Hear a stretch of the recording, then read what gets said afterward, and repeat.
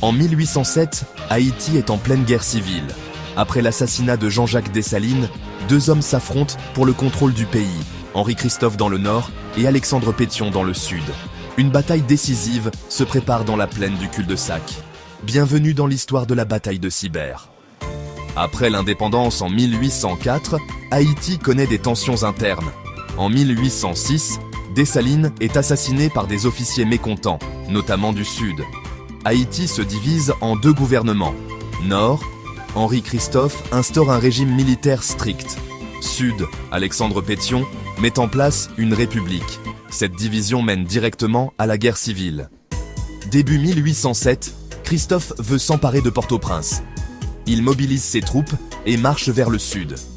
Sibert, situé près de la capitale, devient un point stratégique.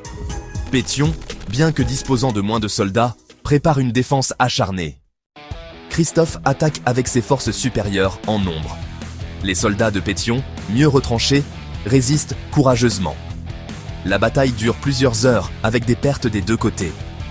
Christophe finit par battre en retraite, incapable de percer les lignes de Pétion. Pétion conserve le sud et la capitale Port-au-Prince.